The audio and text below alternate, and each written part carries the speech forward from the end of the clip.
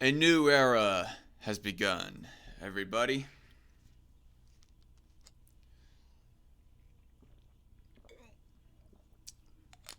Yes. Hello, everybody. It is Dark Con, back with another news stream.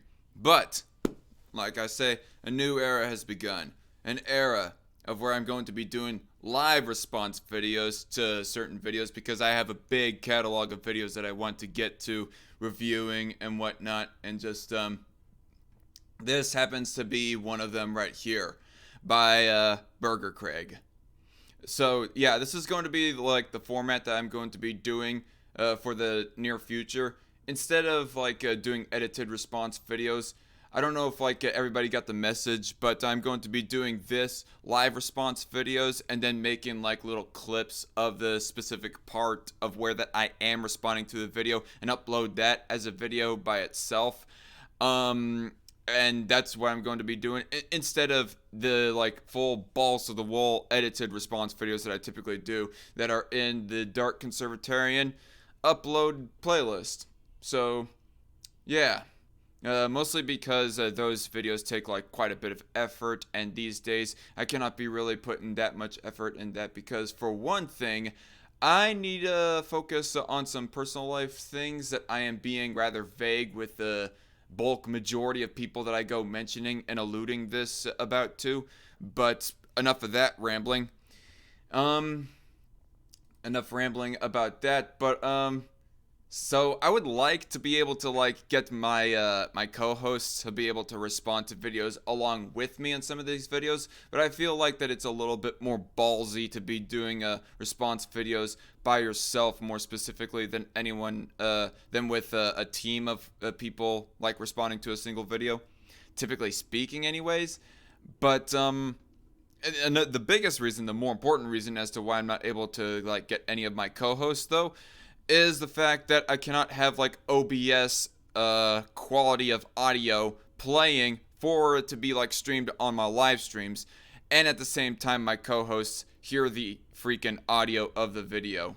So that is a little bit of an inconvenience. Maybe I'll try to figure something out. Somebody who is more of a professional at OBS can school me on how to do audio setup and whatnot. But yeah, this is what we're going to be doing today. And hello, True Grave. What are we doing tonight? He says. What we're going to be doing tonight is, first we're going to be responding to a video by Burger Craig, and then we're going to be talking about guns for the first 3 articles, and then the next 3 articles after that are going to be about economics. But yeah, as soon as I'm done in every single episode of Strikeforce News with responding to the video, reviewing the video that I want to talk about, after that is when that I'll send out the link to my co-hosts, and then we'll all do a podcast. They can commentate on the video after I've done responded to it myself, or we'll commentate on the rest of the articles. But anyway, enough of my yabbering. This is about a 19-minute video right here, and I've already taken too long. So anyway, Burger Craig. Now, this is nothing against Burger Craig right here. I actually kind of find the guy interesting. A little bit more centristy, center-left type of a political commentator, when he does commentating on politics anyways. But even outside of his politics, he goes talking about a whole bunch of nerd and nerd culture type stuff, talking about computer games and lores, stuff like that. And it just, as a nerd, I get really rather intrigued by that. But also of the fact that the guy is a little bit more nuanced with his commentating. When it comes to left-leaning political commentators, Burger Craig is one of my top 5, I guess you could say, political commentators that I listen to that doesn't make me want to constantly bang my head against the wall.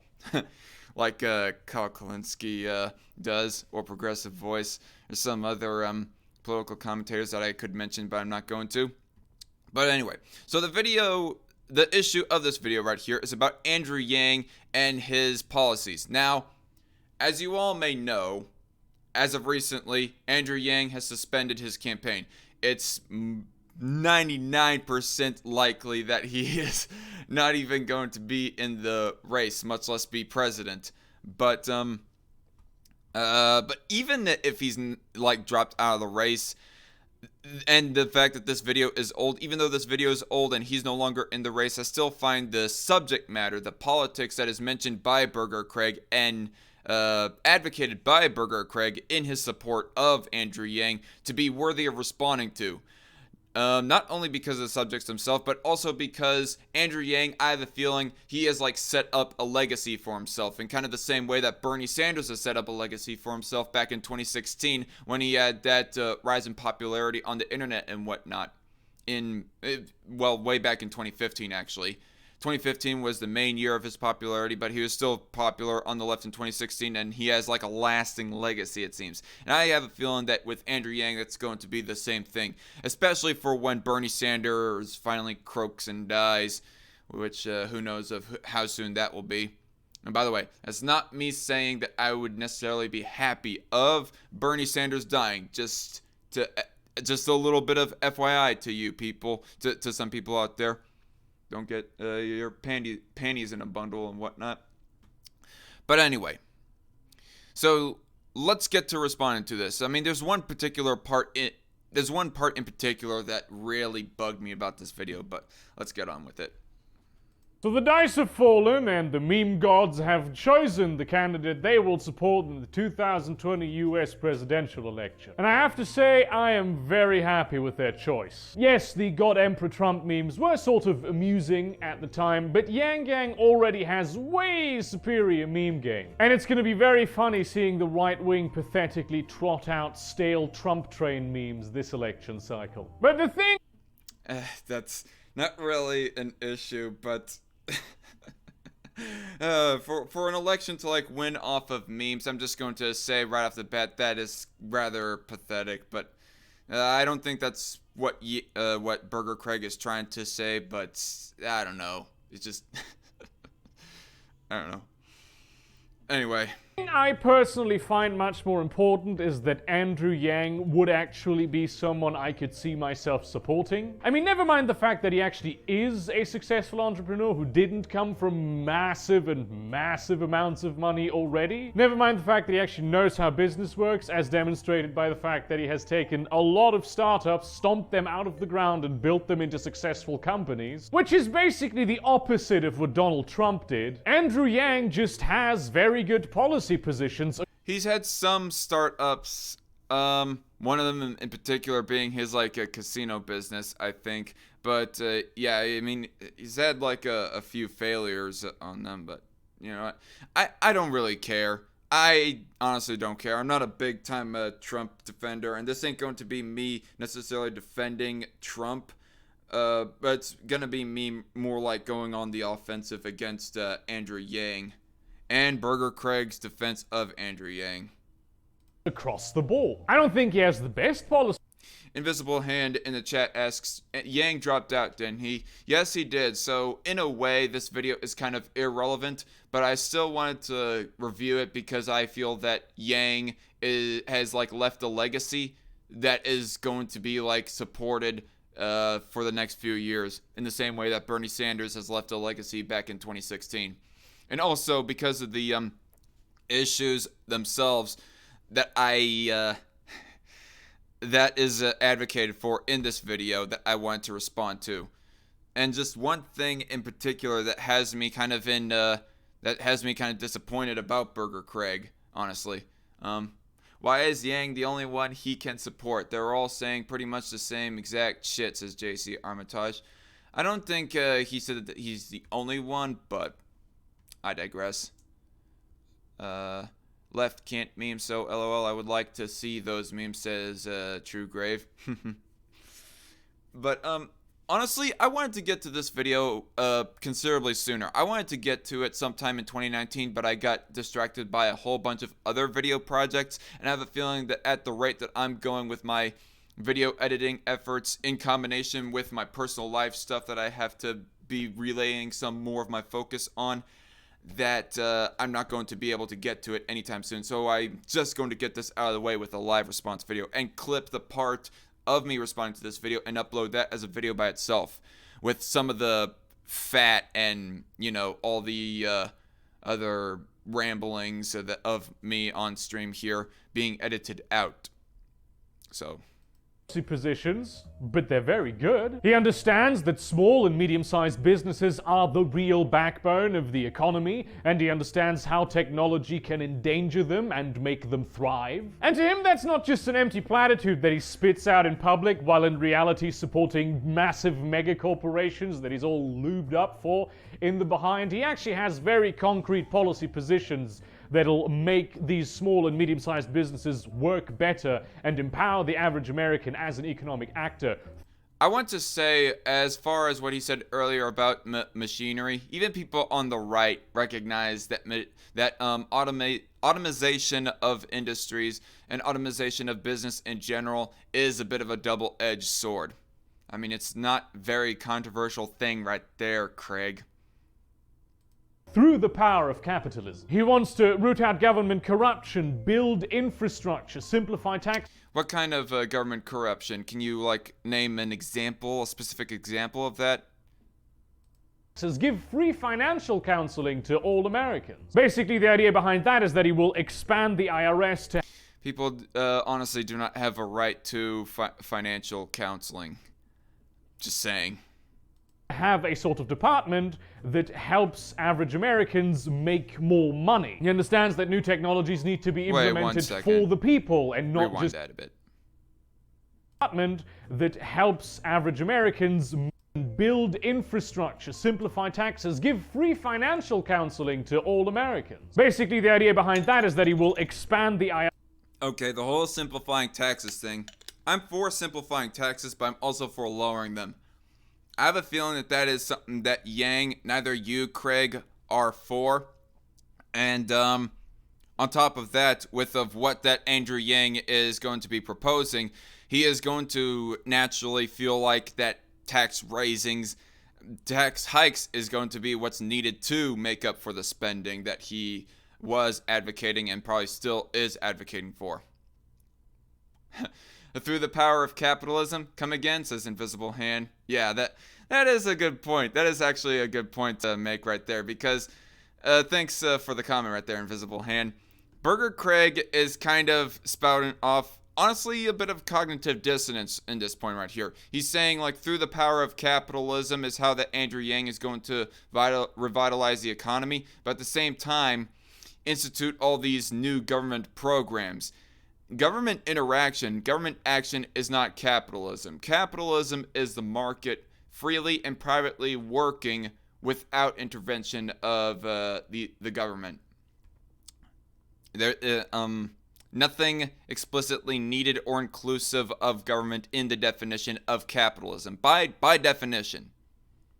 IRS to have a sort of department that helps average Americans make more money. He understands that new technologies need to be implemented for the people and not just for the oligarchs. And he also understands that the number one... Well, I understand that should be allowed too. But again, should be allowed. Not should be controlled and, and artificially engineered by the government. Let the free market decide as to who can access that machinery, through market pricing, etc. Well, to these people, anything involving money is considered capitalism, says JC Armitage. That's a good point.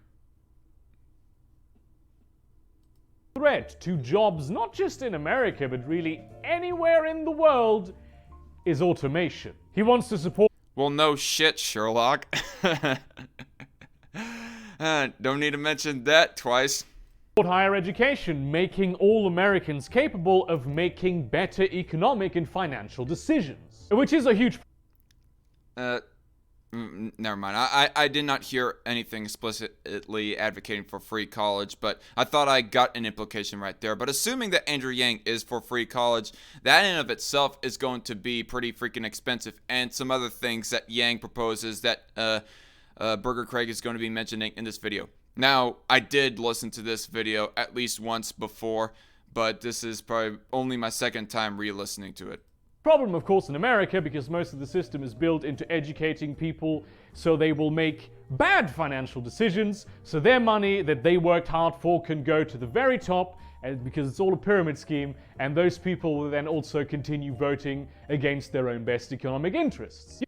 I want you to substantiate that claim right there. I mean, I will agree that people are like making bad economic decisions, but explain as to how it's explicitly or even implicitly motivated as to why that people do that. That the purpose for that is for making that money go towards the top. You know, like libertarianism. There's really just one reason why the Yang Gang is in the house tonight.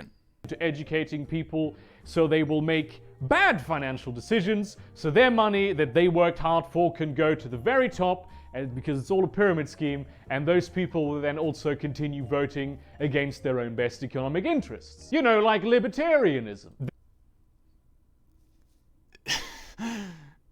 I don't. Oh god, I don't know if I like have to rewind it a whole crap ton. Okay, 1 second. I'm going to rewind that a bit because he says like libertarianism. I do not know if he's saying that libertarianism screws people in the ass or if he's trying to like put what he was explaining there as libertarianism. Because yeah, either one raises a red flag in my head, but let's try to understand the full context.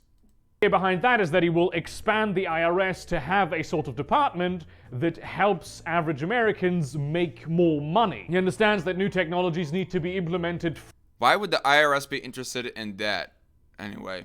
For the people and not just for the oligarchs. And he also understands that the number one threat to jobs, not just in America, but really anywhere in the world, is automation. He wants to support higher education, making all Americans capable of making better economic and financial decisions. Which is a huge problem, of course, in America, because most of the system is built into educating people so they will make bad financial decisions, so their money that they worked hard for can go to the very top, because it's all a pyramid scheme, and those people will then also continue voting against their own best economic interests. You know, like libertarianism. Okay, so it was a bashing on libertarianism. That is like a smear right there, if not an outright straw man. Like, libertarianism is not making sure that the money goes to the top, dude. It's to let the money flow as it will. People freely exchanging their money as they see fit. Mr. Strawman, give me a break, says Invisible Hand in the chat. Thank you. Thanks for the reference right there. And also, voting against their own best interest. I do not know. I cannot tell you of how many freaking times I have heard that on the internet when it comes to politics. This gets so freaking frustrated. Like, what do you know? What do you know about people's own best interest, dude? Like, excuse me. The interest of libertarians is property rights. And libertarianism allows that. Or libertarianism and property rights are... private property rights, anyways, are explicitly intertwined with one another. Private property rights falls under libertarianism. I would have to find a better way to describe this, but the best interest of libertarians is to preserve their own private property rights. What do you know about people's own best interests? There's really just one reason why the Yang Gang is in the house tonight. It's $1,000. That's his big thing. There's really just one reason why the Yang Gang is in the house tonight. It's $1,000. That's his big thing, making every single American into a more powerful economic actor, allowing them to have more financial security and giving them the ability to spend more money on the economy. I've done a lot of videos on UBI. You know I'm an advocate for it. I will link them down below. It does not... And I am going to link down below some videos from my 2 cents, most likely, because I think he explains as to why UBI is a bad idea a lot better than I could. But let's listen to Craig here. In fact, increase inflation, because that's not how inflation works. It does not... Well, okay. To my own credit, for me to speak for myself, I've never really said that UBI increases inflation, but the minimum wage, raising the minimum wage, that increases inflation in its own artificial sort of way. You're going to like increase the labor of providing a service or providing a good to people, and therefore that's going to raise the price of the good slash service that's being provided. So you kind of back at square one. This has been exhibited with San Francisco, for example, where I think they have like a $12 an hour minimum wage, if not higher or something like that. And they have like one of the highest living expenses in the country. So yeah, as far as UBI goes, probably the biggest reason as to why that I'm opposed to UBI is providing a universal basic income. I mean, especially when we get up to like the tens of thousands of dollars per adult citizen, per adult American citizen, it's going to get pretty freaking expensive. I mean, I base most of my politics off of principles, the principle being like libertarianism, but another part of it is expenses. Like, yeah, anyway. Inflation works. It does not discourage people from working because that's not. Why would UBI increase inflation, asks Truegrave. I do not know specifically how or why, Truegrave. Like I said, I'm going to have to link down below my 2 cents videos, and when I go to like edit out this portion of the live stream where I'm responding to Burger Craig, I'm going to have to like edit in his videos, or at least snippets of his videos explaining how UBI is a bad idea.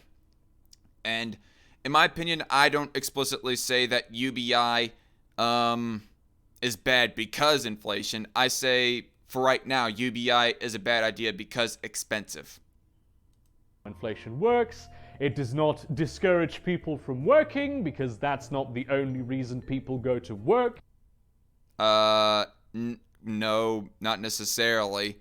But here's the thing. All those menial jobs, okay.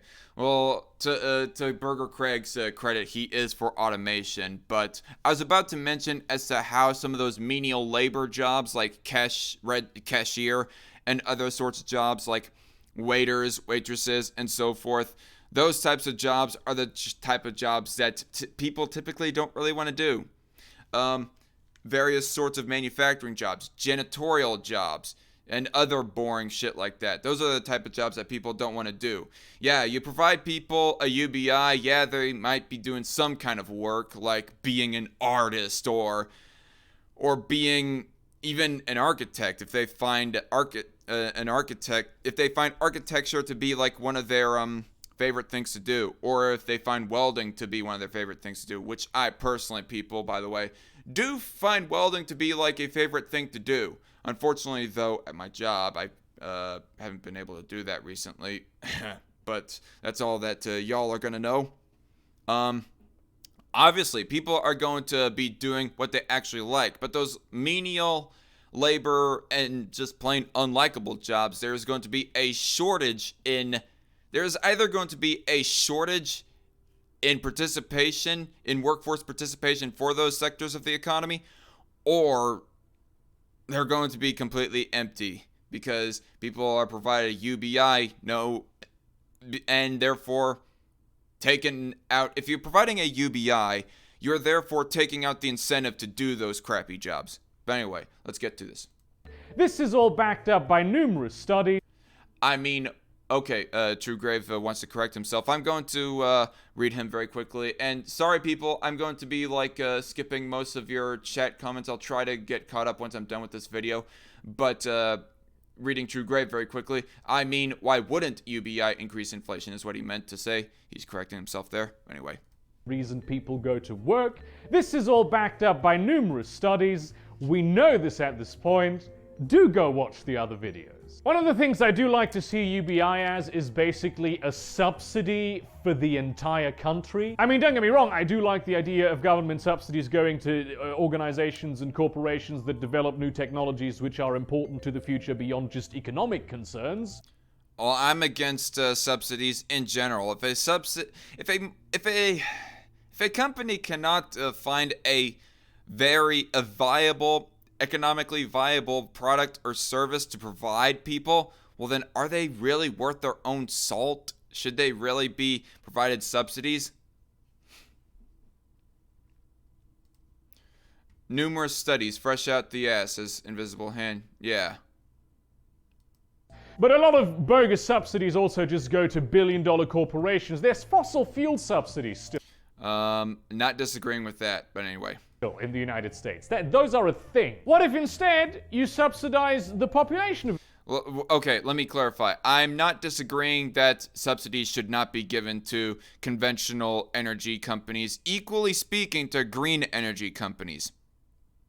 The country, allow them to lead better lives, allow them to contribute more money to the economy that is actually backed by production and not just numbers on a virtual computer system. Because as any serious economist will tell you, if you give $1 to a random person, just any person you meet on the street, that dollar will do more work in the economy facilitating transactions of goods and services than that same dollar just given to a billion-dollar corporation. Andrew Yang. I do not know what tangent he was going off there, by the way. I thought he was going to say every dollar is advantageous or something. Well, he did kind of say every dollar is advantageous to the economy. But also, there was like a video that I had watched this morning. It was from John Stossel talking about how giving money out to these panhandlers, to some panhandlers, like some hobos, quote unquote, are actually only LARPing as homeless people when really they do live in a house. I'm going to have to link that video as well and edit it in the edited highlight clip of the response to this video. But John Stossel basically exposed as to how a good portion of the time, not necessarily half or even most, but a good portion of the time, these homeless people, turns out that they're not homeless and they're just using that money for drugs and other stuff. So not every dollar given to just any random person is advantageous. Anyway, I mean, okay, yeah, it is advantageous to the drug dealer, but still. Yang wants to give average Americans the ability to engage in wealth building. And not the kind of wealth building that is currently common and popular in America, the kind of you will be a billionaire in 2 years kind of wealth building, because that's a pyramid scheme. Stop falling for that shit. Jesus Christ. Money.com is a workplace designed to manage any project or workflow with ease. The flex.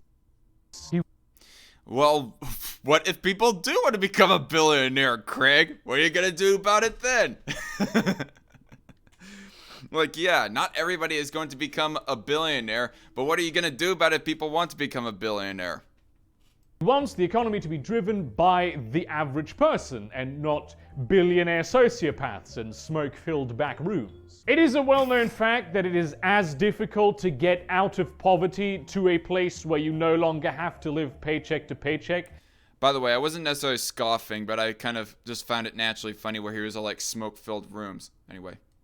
As it is to get from like a solid middle-class position into phenomenal wealth. And what Andrew Yang and a lot of other incredibly smart economists and scholars and policy experts want to do with UBI is to remove that same hurdle, which is very easy to remove for the government. For other people, they could easily just like that do it. It's just that the people who have nothing can't overcome that obstacle. His motto is human capitalism, because he understands that the most important resource in any given economy is not, in fact, the money, but the human capital, the skills and resources that every individual person in the labor force provides. I remember reading about human capitalism. I cannot remember exactly what was said in the article. Actually, it was like on his website talking about human capitalism, but let's see if he'll like re-explain it himself. Burger Craig, I mean. He understands that GDP and GDP growth are not very good indicators of how an economy is doing, because they do not at all reflect how well the average person is doing. Maybe not, but it's still, God.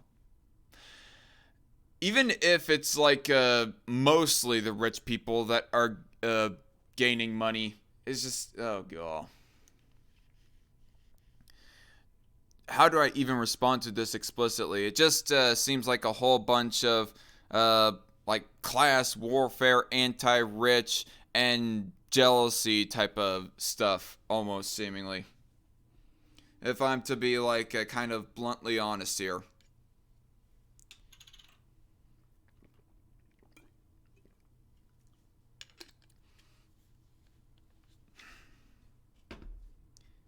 And how is it that GDP, even anyway, is not a good measurement for the economy, or on how to tell how good an economy is? Like, explain that. Understands that the stock market also is not a very good indicator of how an economy is doing, because it only reflects how the top 20% of an economy is doing. I've never really understood the stock market and how that should reflect how good or bad the economy is doing. But GDP is general. Okay, I would have to like research it specifically, but last I heard, GDP has to do with general production going on within the economy of a given country, not just what money that rich people are gaining. Anyway.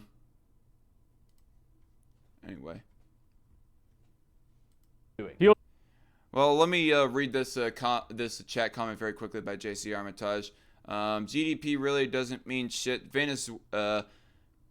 Venezuela has a high GDP, has currently.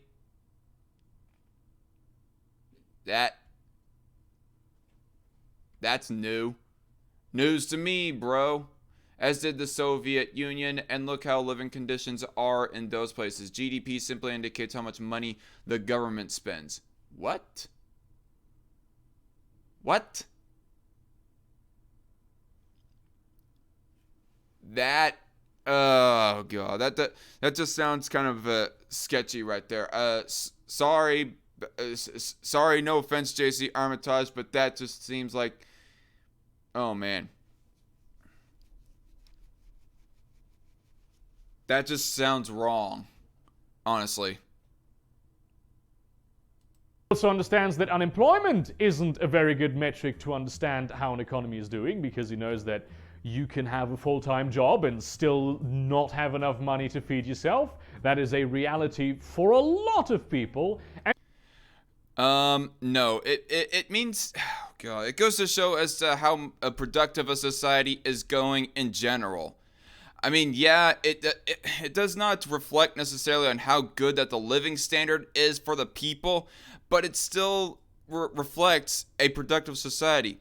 But on the other hand, I will grant that somewhat the unemployment, just looking at the unemployment rate by itself, that is not really that good of a metric to go off of by, honestly, because you have to like take into you have to take into consideration the labor force participation rate as well. And no, when I go like talking about labor force participation rate, I am disincluding the elderly people. Like I have researched, by the way, folks, that the labor force participation rate for elderly people, 65 and older, both non-disabled and disabled, has not hardly changed at all during the Obama years. Just before anybody wants to go off on that side tangent, but kind of ironic because I kind of went off on a little bit of a side tangent myself. Anyway, GDP is a horrible metric to judge economic growth because it counts government, says Truegrave. Okay. Because it counts government. Well, JC Armitage did not say that it includes both the economy itself and the government spending. He just mentioned only government spending. So it seemed like he was like only talking about one whilst not also mentioning the other at the same time. No, Venezuela is only 300 billion US dollars. USA is 19.5 trillion, says Toxic Threads. It is the potential. It doesn't show what they do, but what they can do, as in a desert versus an oasis. All right. Thanks, Toxic Threads.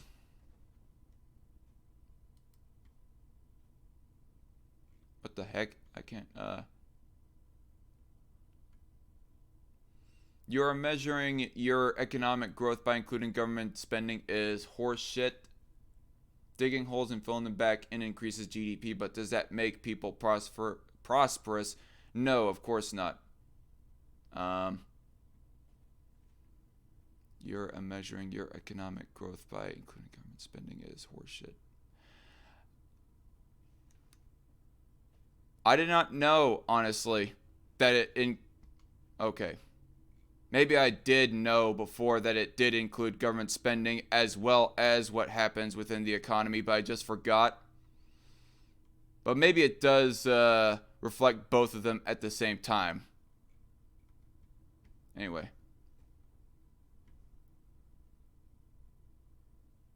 And also, you could just have 0% unemployment if you implemented slavery and had everyone working for free. But all of that stuff has been sort of covered to death, and I want to look into some of the... Well, then the question...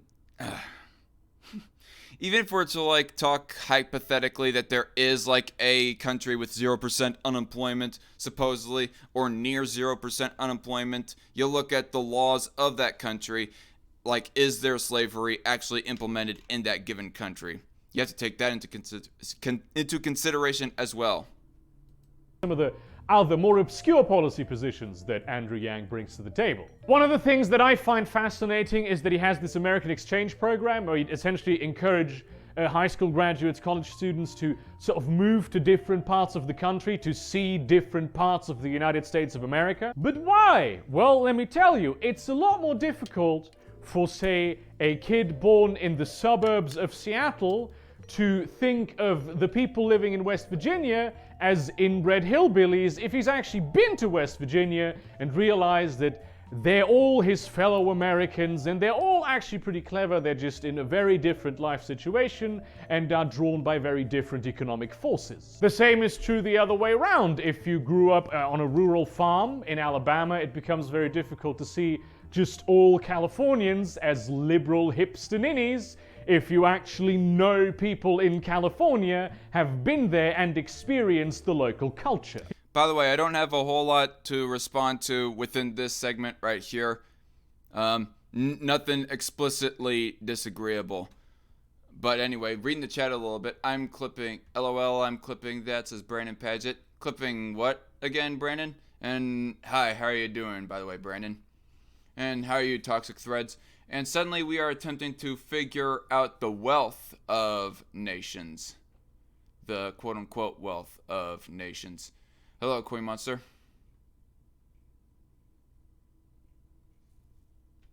He wants to encourage the formation of a new sense of united Americanness, because America is a culturally very rich, diverse, and divided place. And he wants fellow Americans to accept each other as fellow Americans. He wants a secondary, more difficult path to citizenship for illegal immigrants who actually contribute to the economy, which is the overwhelming majority of them. He wants them to be able to contribute more, pay proper...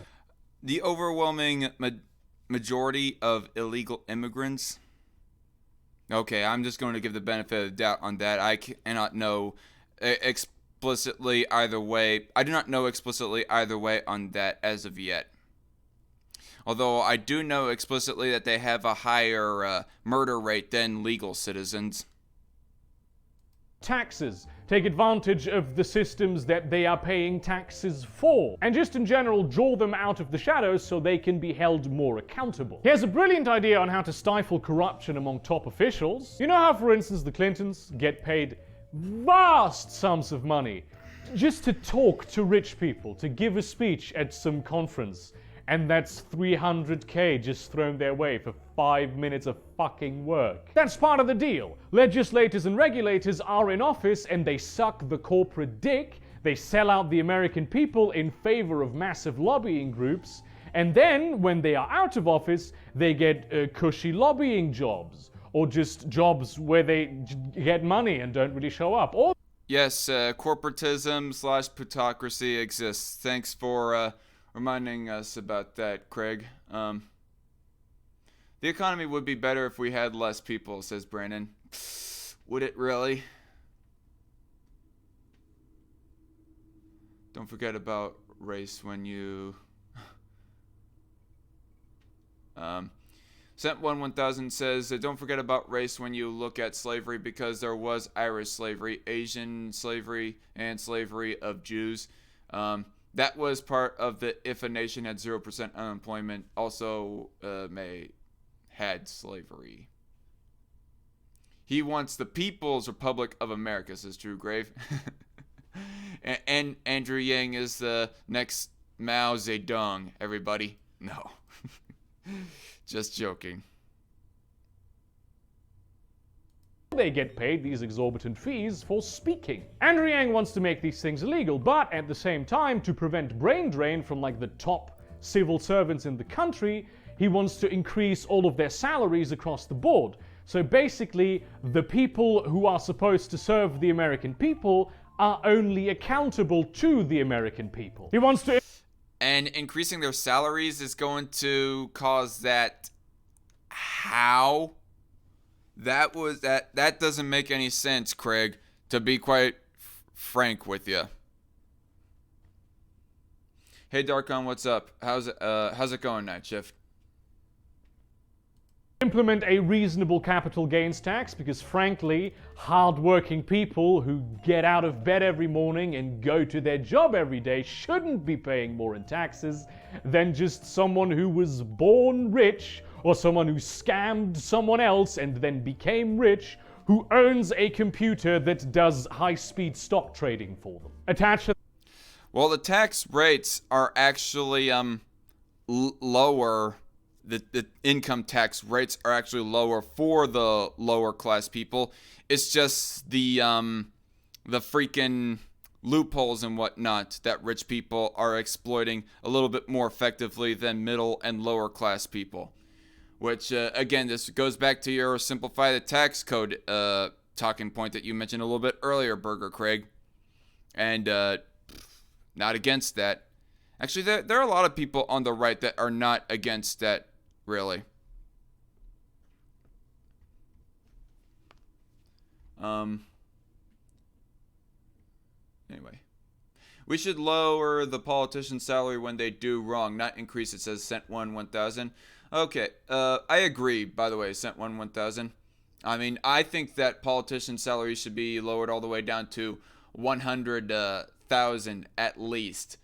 250,000 for being a federal senator, 400,000 a year for being president. Like, for fuck's sake, that's way too high. But to Burger Craig's credit, I think he was like mentioning like bureaucrats a little bit earlier right there. But anyway. That he wants to implement a financial transaction tax on the stock market, because the stock market at this point doesn't actually contribute much to the economy at all. It's just a huge collection of bubbles. It's highly volatile, super dangerous, it doesn't add anything, and all the risk is carried by the average taxpayer who doesn't actually gain anything from the stock market. So it's only fair that billionaires who play that game should carry some of the risk. He wants to give judges more power to sort of dismiss... Okay, he did not explain as to how that was, so that was like pretty... a lot of this video is fluff. I'm going to be honest with you people, just a heads up. But I'm watching the entire video mostly because I barely remember it. But the stuff that I really wanted to respond to in this video is yet to come, by the way. So hang on tight. Bogus lawsuits, because here's one of my... Yes, Andrew Yang had quit, but I still think that this video is relevant to respond to, mostly because of the freaking legacy that Yang will likely leave behind, kind of in the same way, or will likely create in the same way of Bernie Sanders did back in 2016. Just to clarify. Also, wear the beanie and sunglasses more, says Brandon Padgett. Okay, wear the beanie with the sunglasses. I'll try to remember that, Brandon Padgett. So, to everybody in the chat, what do you think? Do you agree with Brandon Padgett? Do you think I should wear the beanie with the sunglasses more often? Anyway. Favorite things about America If you are a person with a lot of money, say you're a big corporation, and you see like a small startup, and they're doing something that at some point you think, oh, that could be problematic. For me, you just sue them.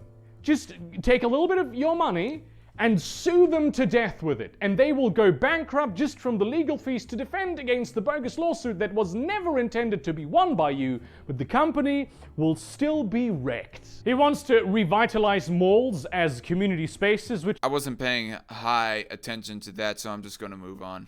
Which is fascinating to me because I don't come from a place where there's malls. We learned in school that Americans go to malls on the bit. He wants to revitalize malls as community spaces, which is fascinating to me because I don't come from a place where there's malls. We learned in school that Americans go to malls on the weekend to have like community stuff, and they seem to be dying. I will at some Okay, no. Just no, sorry. That's another big government waste right there. I mean, I myself am a bit of a fan of malls myself. Not gonna lie, peoples. I like to like walk through and witness the architecture and all that kind of stuff. And I would supporting it. I do support the notion of supporting financially your own local business. That being including all the small shops that are in the malls. Just to make sure that they don't go obsolete.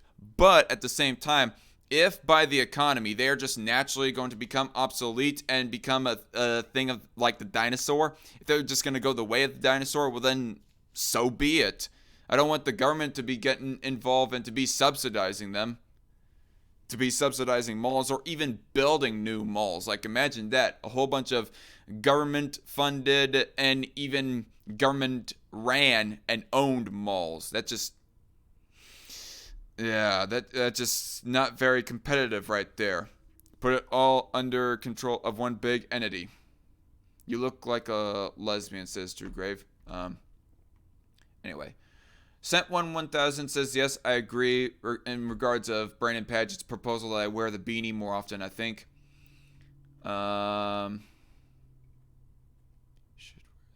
You should wear studded leather jackets and neon lights. LOL, JK, says JC Armitage. You look like a lesbian, says True Grave. I know, you've already said that I look like a True Grave. That I look like a lesbian. Brandon Padgett says, blow up government malls. That's taking a step too far right there, Brandon Padgett. I cannot condone that. Like, instead of like blowing them up, auction them off to the highest bidder, if anything. If they exist anyways. That's what I say. Don't blow them up. Eesh.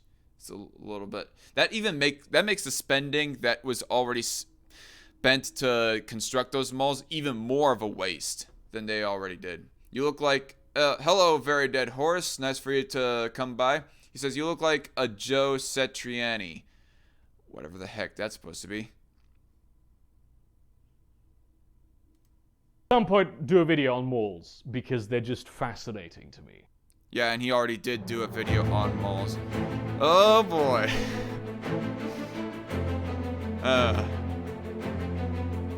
He wants that was an ad right there for investigating Biden when it comes to the whole Ukraine thing. Let me ask you guys' opinion since that ad popped up. What do you think? Do you think that Biden should be investigated as far as Ukraine goes or no? State your opinion in the chat. To relax zoning laws so high density areas can actually build affordable housing in many places, which is essential for the economy. These areas are high density. Government funded housing. Yeah. I'm live right now. Oh, hold on a second, people.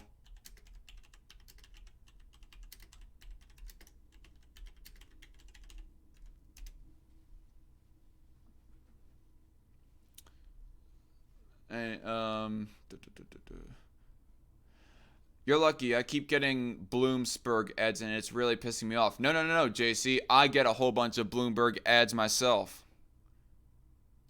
Because there's jobs there. But if you get to a point where people can't afford to live there anymore, or when they can't afford to spend any money outside of the rent there anymore, the economic growth in that area stalls. He supports nuclear energy over fossil fuels, which is just a correct position to hold if Yes, I think that it's a correct position to hold as an entrepreneur in the market, but I don't think that it's a correct position to hold. Well, okay. I don't think it should be anything that is intervened by the government. Honestly. I mean, if naturally nuclear energy is going to become a thing of the present and of the future, well then let it take its course. Doesn't need to be like artificially expedited by the freaking big daddy government, for crying out loud. Oh, no, that's not the link that I wanted to give anyway. If you understand anything about energy. At the same time, he strongly supports the Green New Deal. Yes, thank you. I also know that natural gas is a thing that is less polluting, than freaking conventional energy, than coal, for example. And already, yeah, that is actually an example right there of the market already taking its course into a kind of a more greener path. Just naturally, the market is phasing its way into cleaner sources of energy as it's phasing out of coal and phasing into natural gas. I mean, natural gas still lets off some emissions, more so than nuclear energy by my information anyways, or by my knowledge anyways. But still, I mean, the next step would be nuclear power. And hello, Rational Outlaw in the chat. Which is one of the best things that has entered the conversation and even the legislative conversation for decades, really, in America. It would just massively increase the number of high-paying jobs. It would be phenomenal for the environment. And this is true no matter what.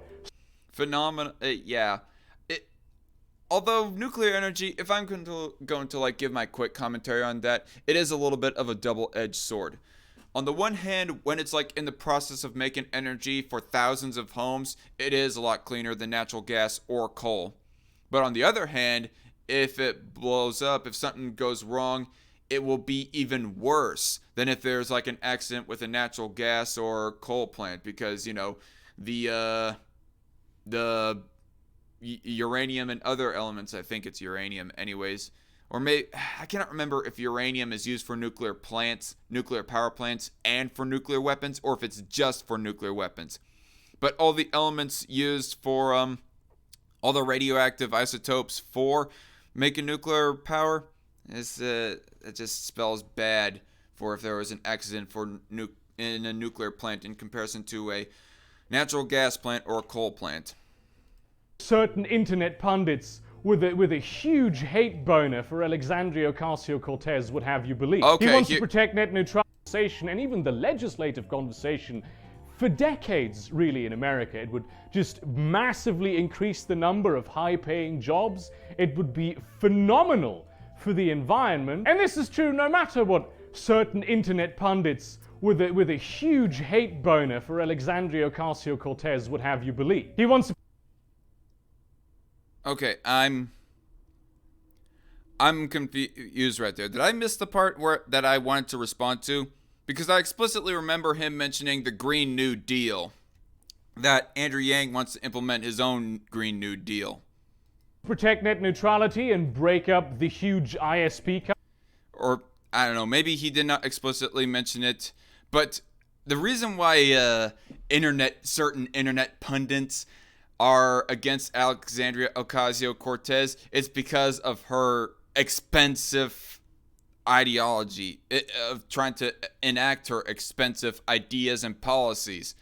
Is why we're against her. That was never intended to be won by you, but the company will still be wrecked. He wants to revitalize malls as community spaces, which is fascinating. Sorry, everybody. I'm rewinding a bit because I want to rewind back to the part of where that he says the Green New Deal, if I remember correctly.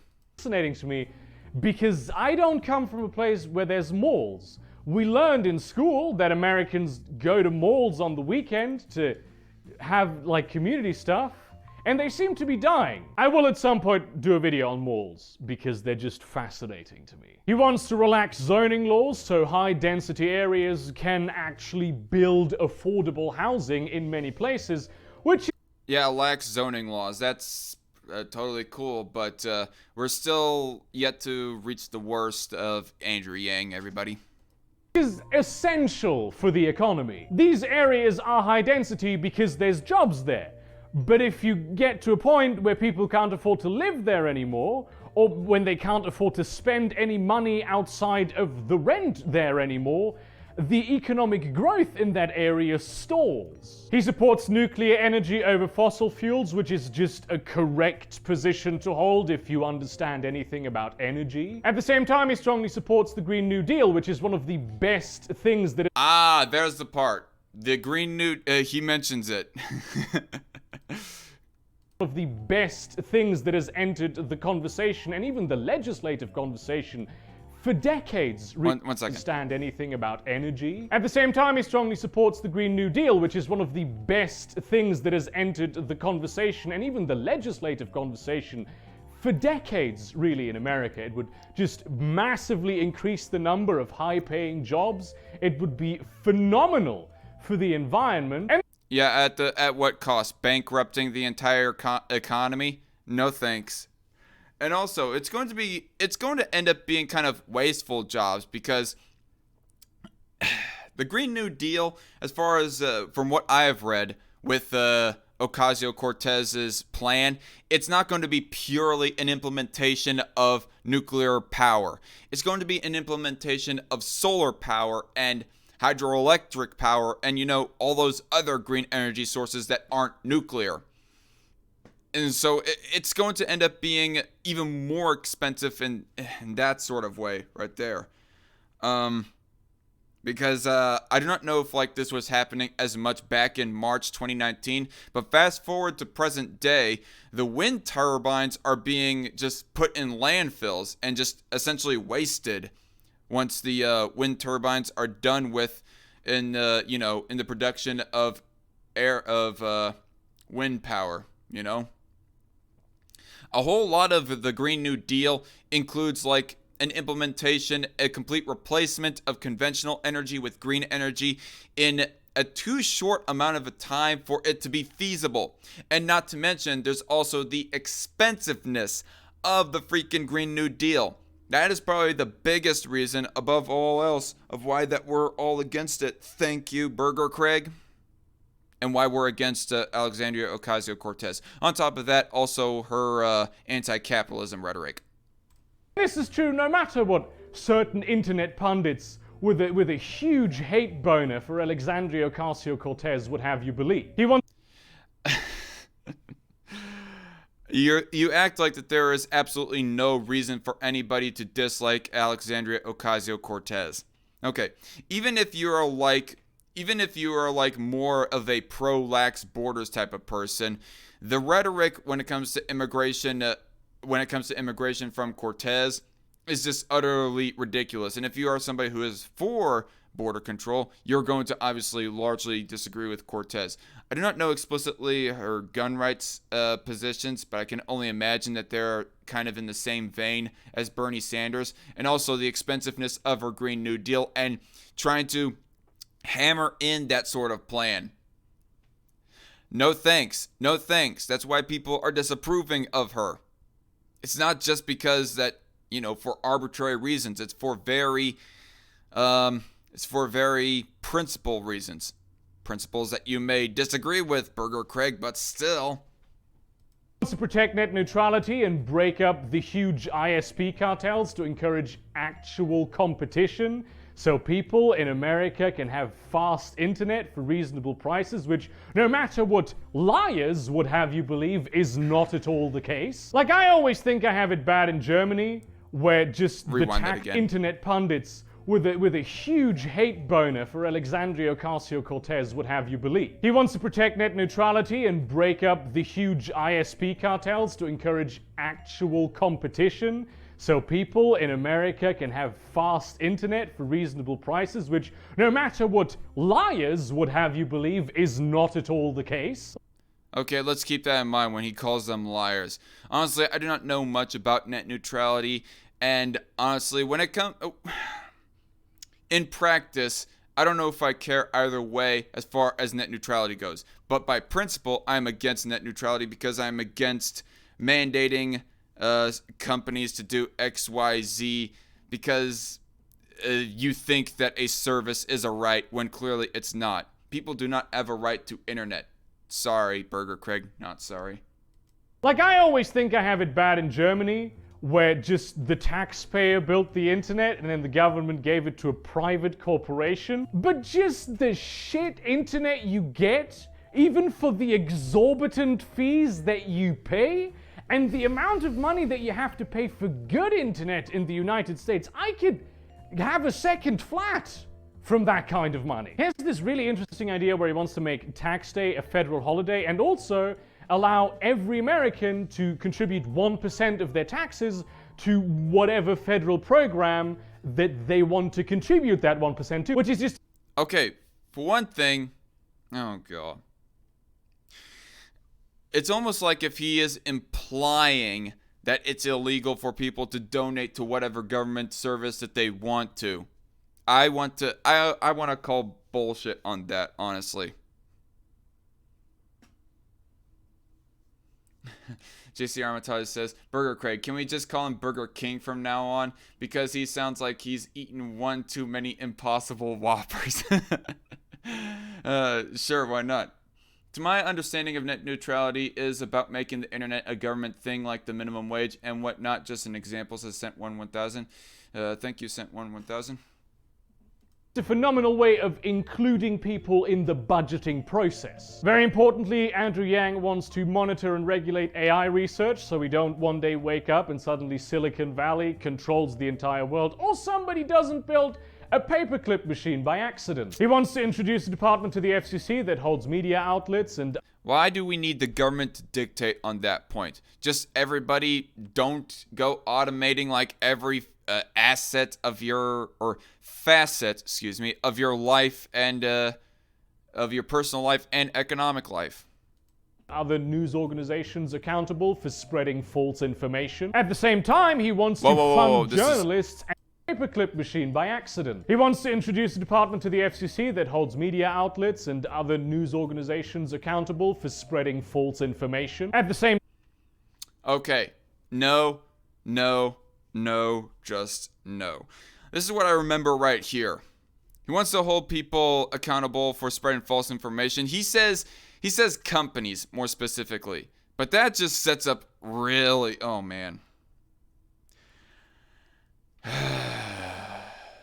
How do I exactly tackle this? To open up, the same big government that you want to serve you can also be turned around to work against you once you have your opposition in control of that government. For starters, and if you are going to essentially want some internet bureaucracy type of organization to be dictating on what is said on the internet to prevent lies supposedly from being spread on the internet, that is anti-free speech right there. Honestly. And notice how earlier he was like calling people liars for speaking against net neutrality, or for the certain ways that they're speaking against net neutrality. So I can only imagine that with the standard that Burger Craig once applied to this organization, that those type of people are going to ultimately be called liars by the bureaucracy and just be censored or punished or whatever. I mean, maybe they won't be completely, utterly censored, but he wants people held accountable. Be it a fine or outright censorship, whatever the case may be, that is pretty anti-free speech. If you're going to be punishing people for speaking, quote-unquote, lies. I mean, to bring up an example, I have spoken out against Bernie Sanders' healthcare plan, said of how that it would increase federal government spending by over $2 trillion per year. And I've been called a liar for that. And really, with the person who called me a liar. It's Chatsberg, by the way, everybody, who is like, if anybody is like curious of who this particular person is. But Chatsberg called me a liar for mentioning the fact that even is admittable by Business Insider, a liberal writer at Business Insider, and Daily KOs as well, which Daily KOs is left-leaning, by the way. Even those organizations can admit that federal spending will increase with Bernie Sanders' healthcare plan. But yet, because I'm not focusing my rhetoric on talking about the national healthcare expenditure, I'm therefore a liar. If people within this bureaucracy that you're advocating for, Andrew Yang, were to have that type of mentality, that would mean that I would get punished for saying Bernie Sanders' plan is going to increase federal spending. Oh, you go say that? Censored, fined, whatever else. Oh, you are saying as to how net neutrality is a bad idea and how it will slow people's internet or whatever else talking point that you have. Censored, fined, whatever.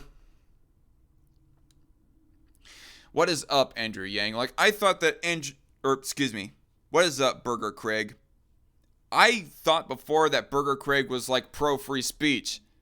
Or at least in the past, I thought he self-proclaimed to be pro-free speech. But if this just goes running in contrary to that.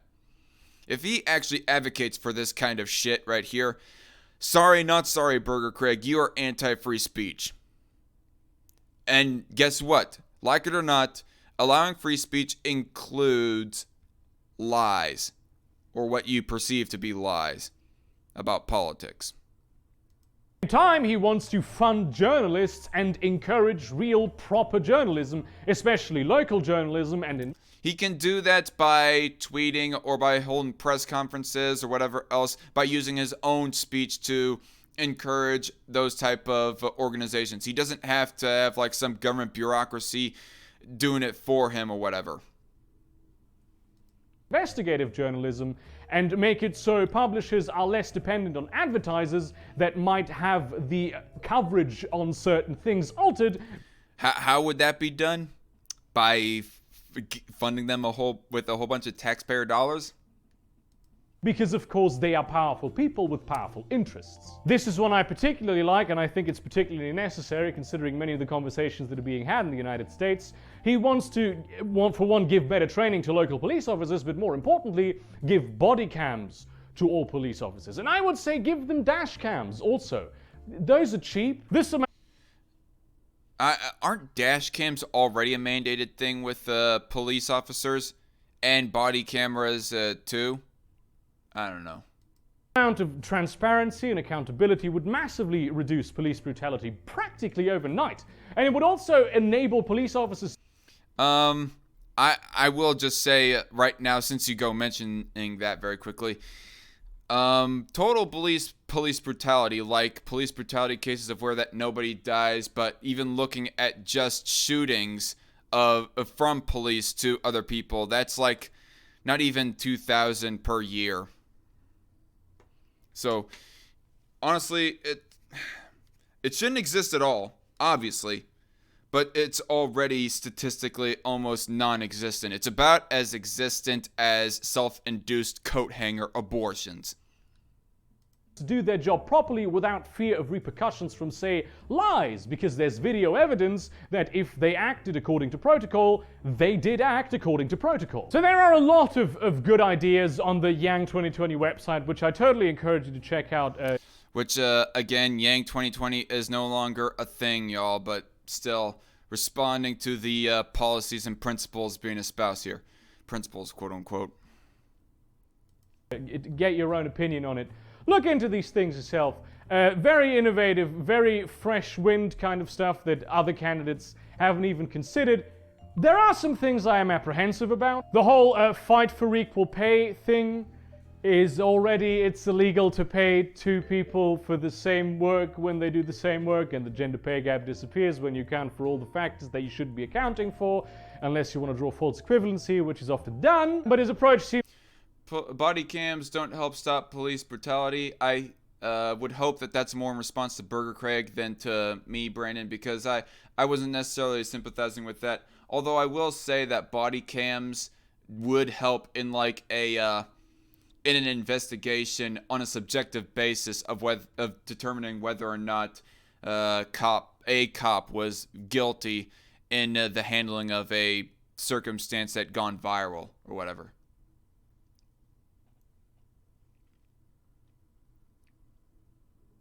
I like that analogy, says True Grave. I think he's talking about as True Grave. When you say you like that analogy, you're talking about what I was saying about how police shootings are about as statistically existent as self-induced abortions. Just out of curiosity. Yeah, they can just turn them on or claim they were having technical issues with the body cam, says JC Armitage. I think he meant to say turn them off, but anyway.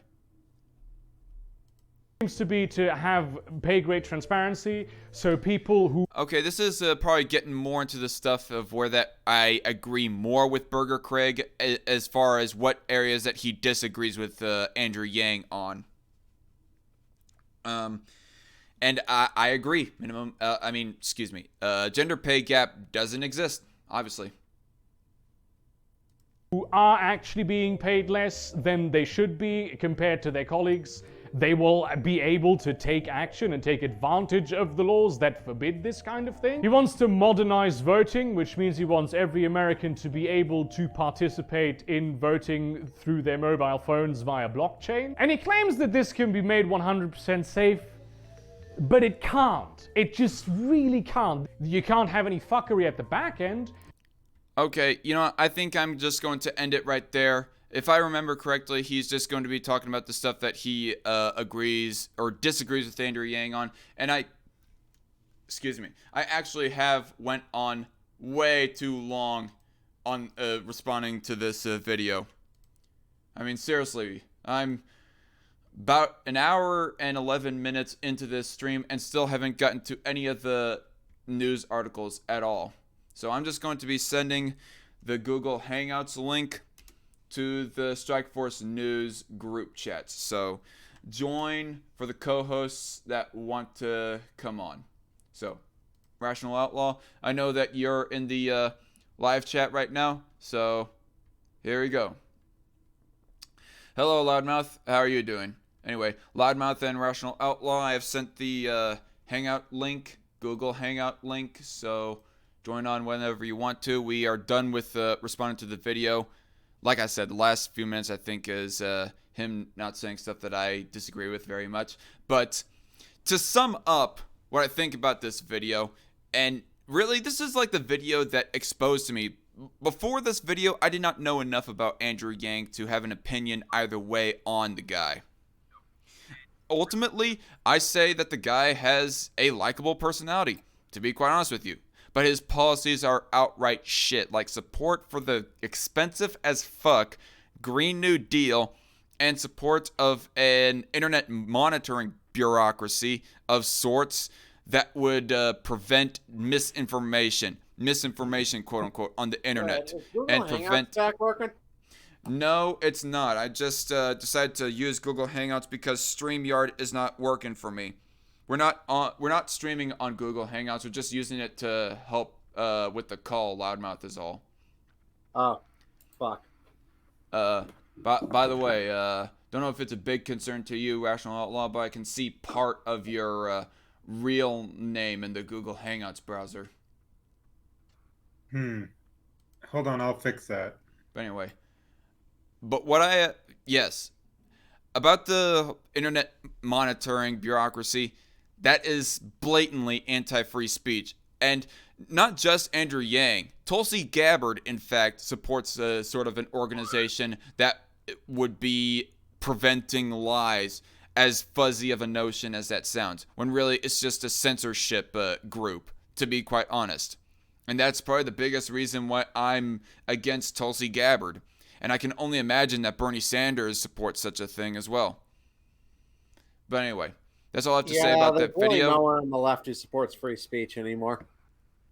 I don't know if I would put forth that kind of generalization necessarily. No one major, I should say. Like no one There may be like a few individuals, but no one like who's a major figure who seems to defend free speech anymore. All right. Yep.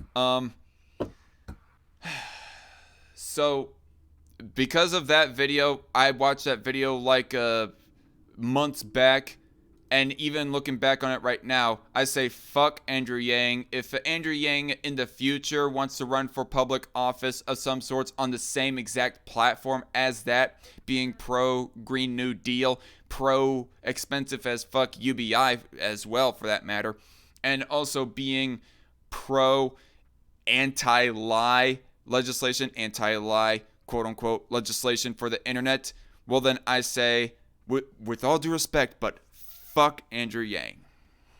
It's not, by the anti-lie legislation, they want to install their own Ministry of Truth. Yeah. Oh, yeah. An Yeah, you know, Orwellian type George shit Orwell's there. 1984 was meant to be a warning, not a guide. What? Oh, 1984. Gotcha. Yeah.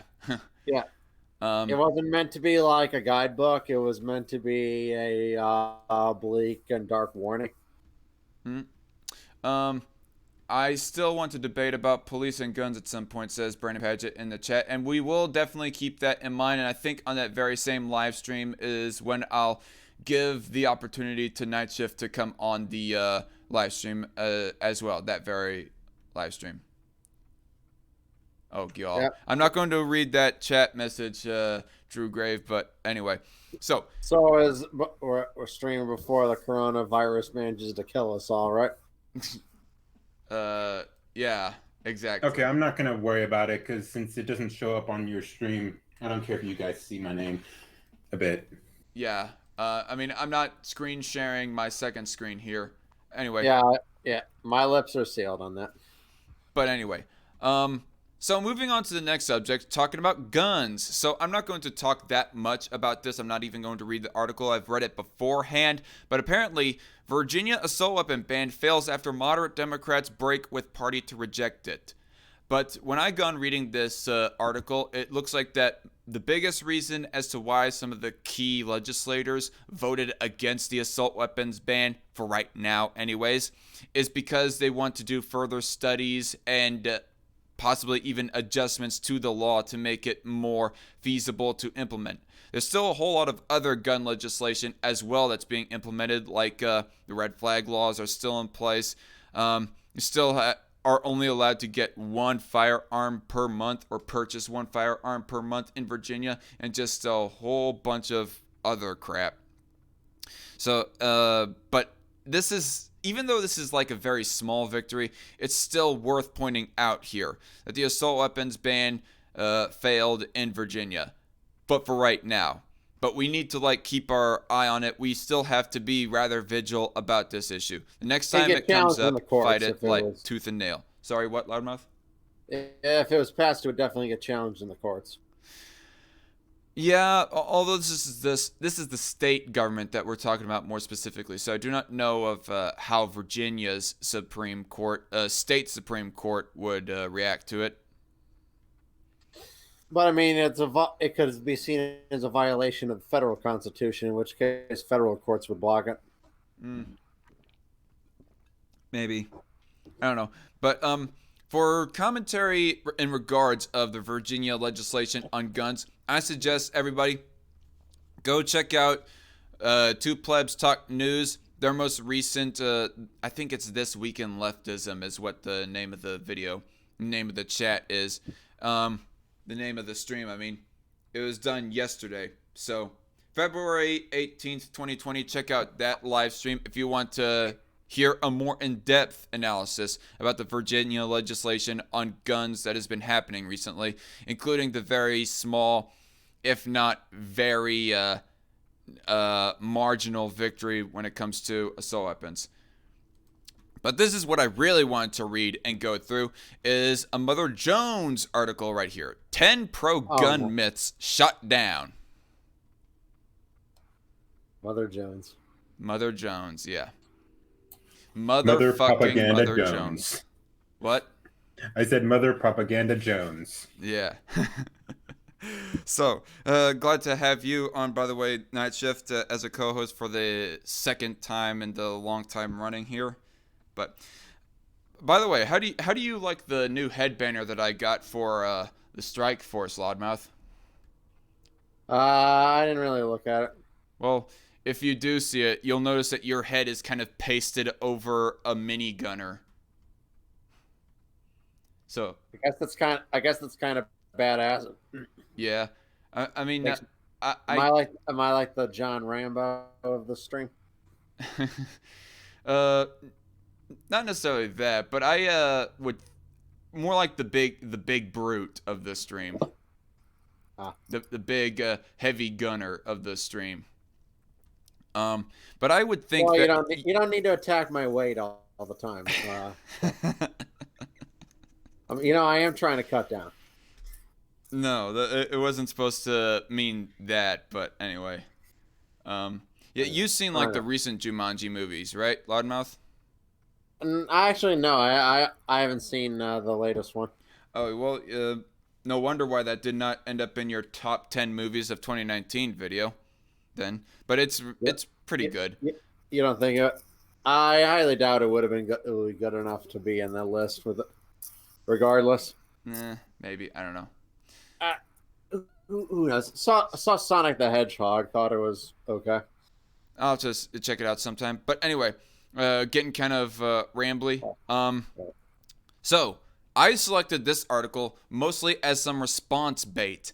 I was like looking up for some picture on Google. I think it was the one picture of the two bumper stickers with the on the truck. One of them is pro gun and one of them is also pro cop. I was trying to look for that particular picture, but I also came across some picture that was actually a link to motherjones.com, and I came across it and thought this is perfect to respond to. And I'm glad to have Loudmouth Reviews and Rational Outlaw on to help respond to this. You ready, guys? Go ahead. All right. Fact-checking some of the gun lobby's favorite arguments shows they're full of holes. Okay, well, the gun lobby doesn't represent everybody. There's also the grassroots gun owners and pro-gun advocates. And really, even some pro-gun advocates, they aren't that fond of the NRA. Which, by the way, apparently the NRA are the original architects, or some of the people that helped architect the original assault weapons ban of 1993, whatever it was. Anyway, by cutting off federal funding for research and stymieing data collection and sharing, the National Rifle Association has tried to do to the study of gun violence what climate deniers have done to the science of global warming. What are you talking about there? By cutting the NRA is not in charge of federal funding. I mean, at most, what they do is like do campaign contributions to their own favorite politicians, to the politicians that they advocate for, get into office. And if you actually look at how much they donate compared to some other organizations for different various things, they donate quite small in amount. For example, Planned Parenthood donates millions more to promote their agenda than the NRA does. Really? Yeah, the unions are one of the biggest spenders. NRA versus PPA. Let's do that comparison sometime of who funds more. But anyway, but not necessarily a defense for the National Rifle Association. I just find it very hyperbolic the way that they framed that right there, is all that I'm saying, by the way, people. No wonder, when it comes to hard numbers, some of the gun lobby's favorite arguments are full of holes. This article has been updated. Myth number 1, they're coming for your guns. This is going to be a hot one right here, folks. Fact check, with as many as 310 million privately owned guns in America, it's clear there's no practical way to round them all up. Never mind that no one in Washington is proposing this. So basically, this one argues against a complete straw man. Well, no. Actually, I would say that it's a complete and outright lie. Honestly, Never mind that no one in Washington is proposing this except for Bernie Sanders, Beto O'Rourke, Dianne Feinstein, Donald Trump to a small extent, and plenty others as well. Michael Bloomberg as well. But I think every gun control advocate, they always advocate kind of a slow process of slowly eliminating guns, not really just confiscating all of them at once. I think they...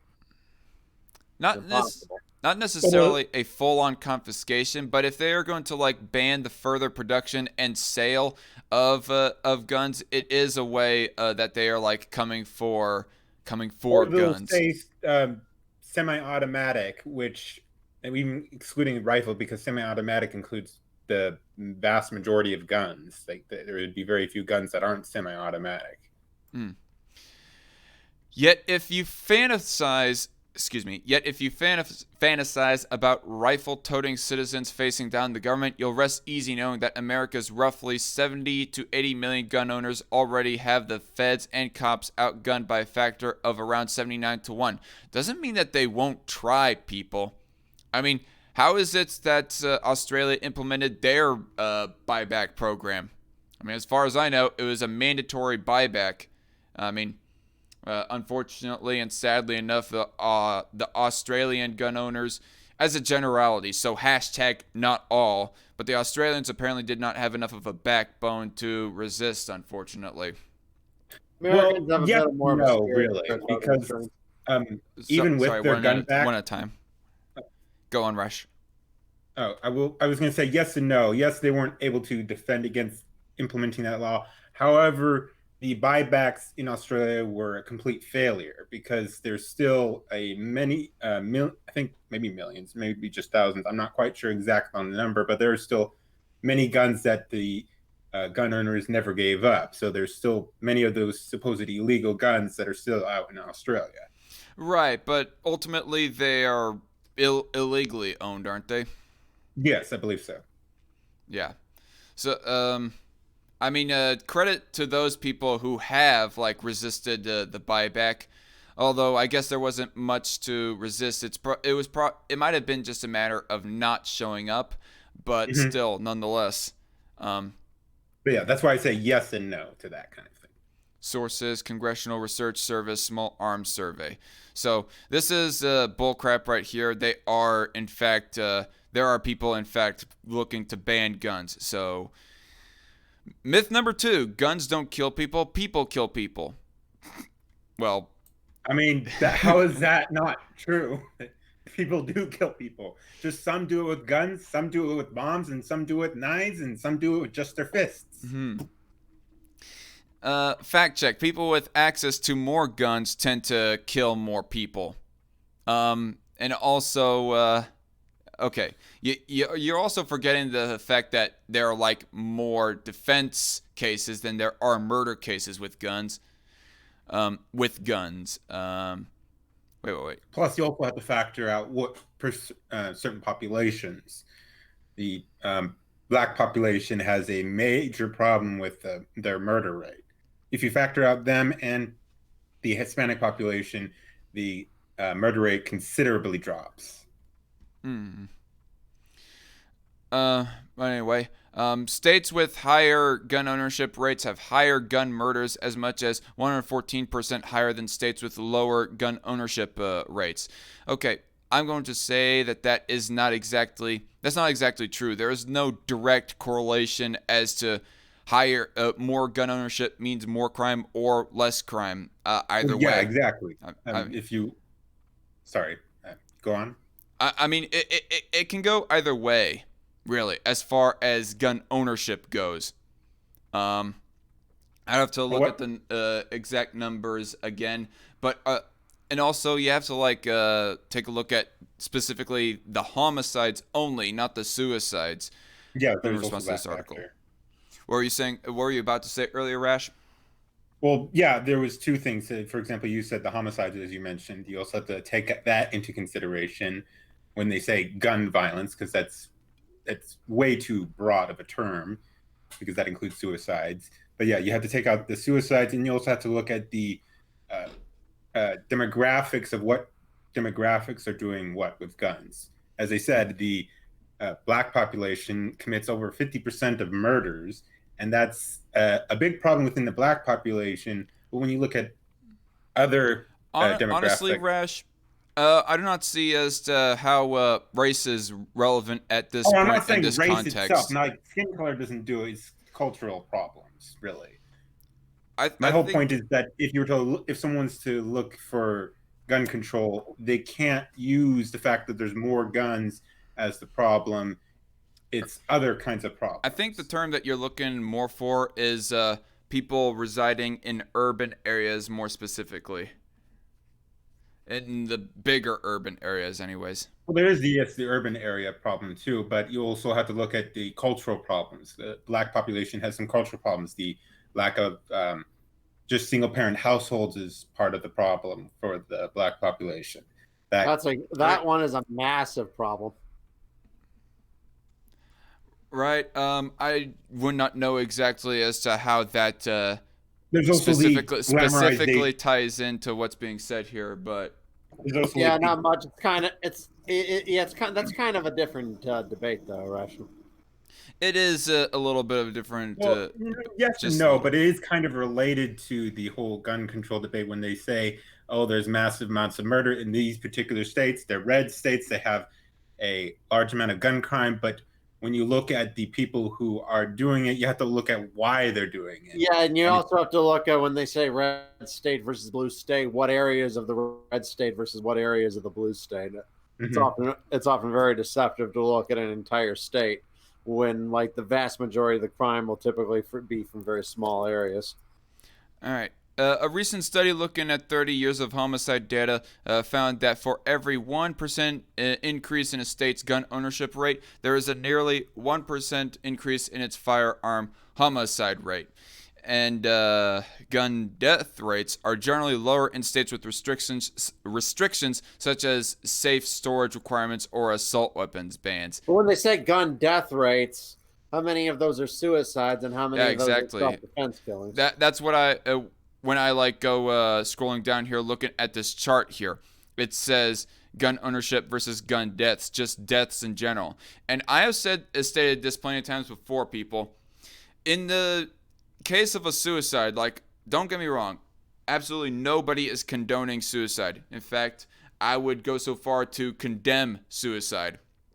But that said, a person committing suicide is not an infringement on anyone else's rights. That's them taking their own life in all reality of things. And to be punishing people as far as their gun rights go to prevent people who are not infringing on people's rights, that being suicide, it just seems ludicrous. Sorry, what?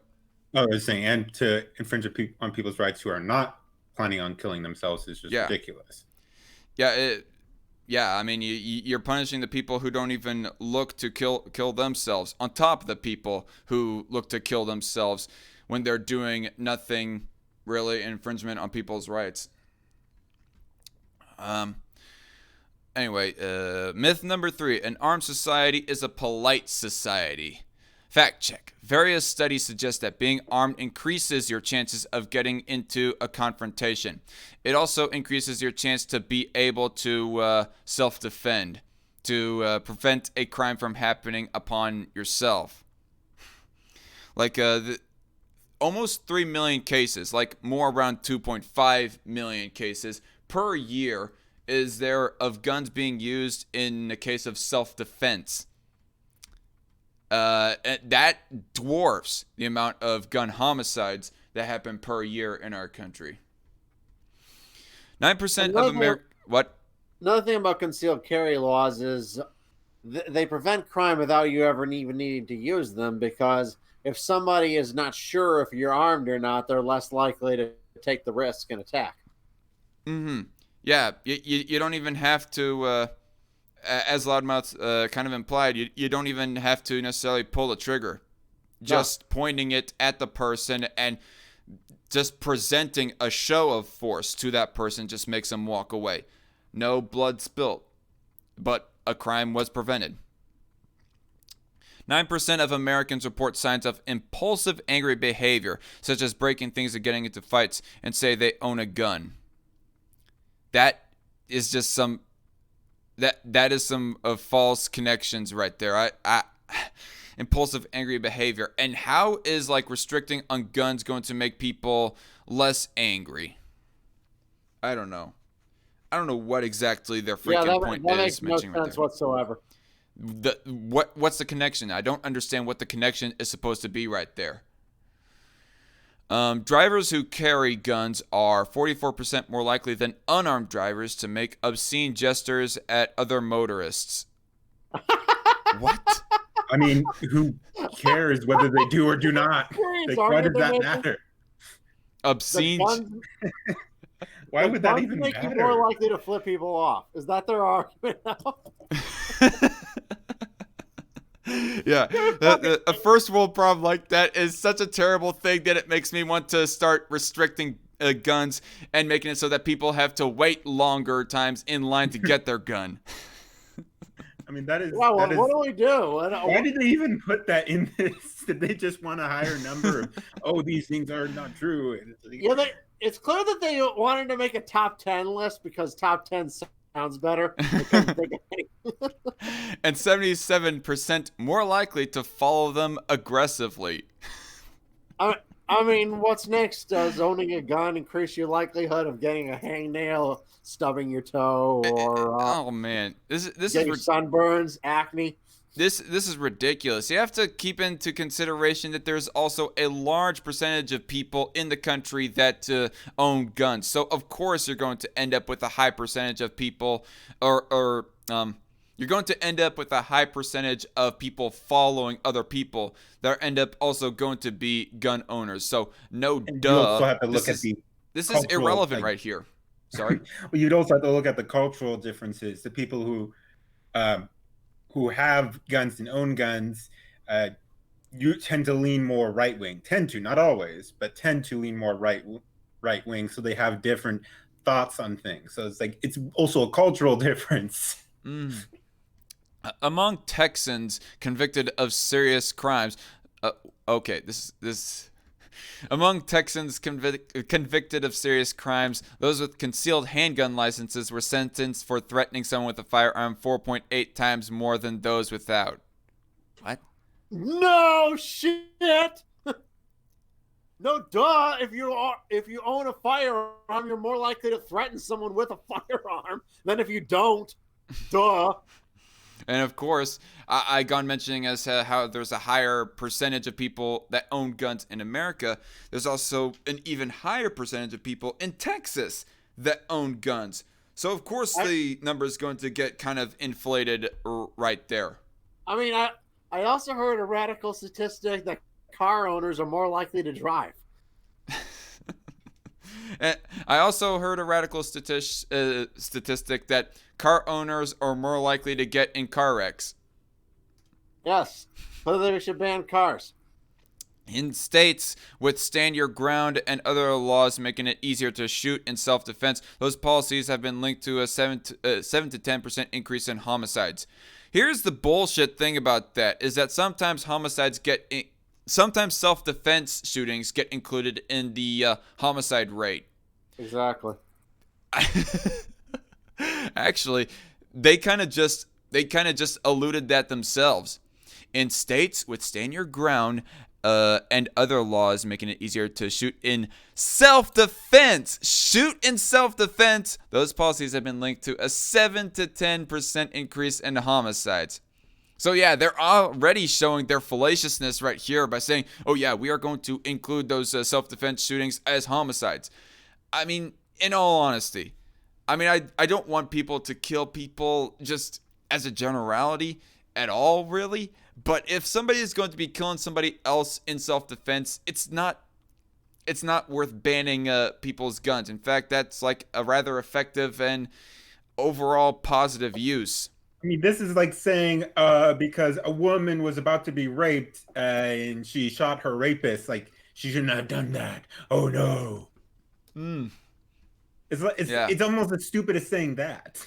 Yeah, You're, and there's actually you're right. little countries where it's so stupid, because I know in certain European countries they literally keep a woman from harming their rapist in any way. You have a point, because it's almost like that they are implying condemnation against those people who shoot in self-defense. Fuck you, Mother Jones. Fuck you. And your underhanded sophistry. Myth number 4. More good guys with guns can stop rampaging bad guys. 2.5 million cases they were used in self-defense. According to, I want to say that it was FBI. But anyway, fact check. Mass shootings stopped by armed civilians in the past 33 years. 0. That is a lie. Oh, yeah, that is a blatant lie. There were some mass shootings that were... I remember one that just happened a few months ago. I would need to find the link though. You're talking about the white. Lie. You're talking about the white settlement shooting. Yeah, I think so. Yeah, I actually read that myself, because just because of that one anecdote alone, I know for a fact that this is a flat out lie. Although to the credit of this article, I think it's an old article. If they had said it rarely happens, I probably would have struggled to refute that, but given that they made a blanketed statement, I'm like, yeah, that's a lie. Yeah, because that's a blatant lie, because there are examples in which people have stopped mass shootings, or where a person with a gun has reduced the number of people who could have died in a mass shooting because they happen to come across the area. And here's the thing. People, okay. I kind of got in a similar argument with somebody on Facebook on this. But I kind of wish that I had brought this logic up to them before they had freaking blocked me. But basically, in the case of self-defense, the self-defendee, with their act of self-defense with their gun, they would have likely prevented a mass shooting from happening at all of their presentation of owning a gun, like scaring off the robber. The common crook robber or whatever. Well, yes, that's often what is in the self-defense use, is a lot of times just the gun being there, the people often leave and there's no debt at all. That's what the self-defense used for. Most of the times when it's used in self-defense, a gun is never fired. Yeah, Facebook fight says sent 1000. Yeah, I used to get in those a lot. Those are kind of soul draining days, but anyways, yeah, I mean, this person is just taking into account only the mass shootings. It's not looking at individual case 1v1 circumstances like I keep on trying to mention with the whole 2.5 million cases. And those 2.5 million crimes prevented by self-defending gun owners, it's not all homicide, granted, but it's still an example of crime prevention, even if it's just freaking theft. Although I would like to say, I think it's not great to use the over amount. I usually take to go with the under amount, which is still a considerable number, which is, according to the CDC, is at least 500,000 times a year. It might have actually been the CDC and not FBI that I had read it from. Yeah, you were thinking of the CDC. The CDC reported between, I think it was 500,000 and 3 million. I do remember. That's a wide range of numbers, but I usually like to go with the lower numbers to seem more honest. Even 500,000 still stomps the 10,000 yearly gun homicides. Chances that a shooting in a hospital emergency department involves guns taken from guards, 1 in 5. In a hospital. I have to give that another read. Chances that a shooting in a hospital emergency department involves guns taken from guards, 1 in 5. Okay, so the guards actually did their job and confiscated the guns of where that the gun owners were prohibited from bringing their guns. And this means that we're supposed to ban other people's gun rights who don't do this. Why again? Yeah, that's a pointless argument they made. Ludicrous. Anyway, myth number 5, keeping a gun at home makes you safer. I mean, It does. I mean, have you even like heard of the freaking oh. Okay. Sorry. I just got a text there. During a home invasion, you certainly are safer with a gun than without. Yeah, have they even like heard the anecdotes of it? I mean, even like putting aside anecdotes, again, there's the 2 million statistic that I keep on pulling up, or 500,000 as Rash keeps on going on the safe side for. Myth number 5, keeping a gun at home makes you safer. Fact check, owning a gun has been linked to higher risks of homicide, suicide, and accidental death by gun. Well, no shit. And drowning, there's a higher risk of drowning if I own a pool. So what's your point again? For every time a gun is used in self-defense in the home, there are 7 assaults or murders, 11 suicide attempts. Oh, there they are, mentioning the one thing that there is nothing unethical committed. Right there. And 4 accidents involving guns in or around a home. Okay. There's no malicious intent right there. If there's no malicious intent, I see no reason to ban a certain thing. There are like accidents with hammers, and yet I don't see why, people keep on slamming their thumbs, or heck, even maybe slamming their entire hand. And yet I don't hear anybody like calling for higher regulations on hammers. 7 assaults or murders. Were those involving guns? Anyway, I mean, 7 assaults or assault and murder is going to happen nonetheless. I don't see. God, I'm sorry. I'm losing brain cells by reading this article. 43% of homes with guns and kids have at least one unlocked firearm, and that should be, the parents should correct that, obviously. But ultimately, if there is nobody killed, even in the process of there being firearms not secured, that doesn't mean that you should punish everyone else in the process of them getting their gun. In one experiment, 1/3 of 8 to 12-year-old boys who found a handgun pulled the trigger. 1/3 of 8 to 12-year-old boys. I don't know specifically about that, but I highly doubt that. I think that number is probably inflated. Here's the thing. They're not even understanding the reasoning as to why that people say that guns make you safer. We're saying it makes us safer because it gives us more of an ability to keep ourselves safe from the common criminal.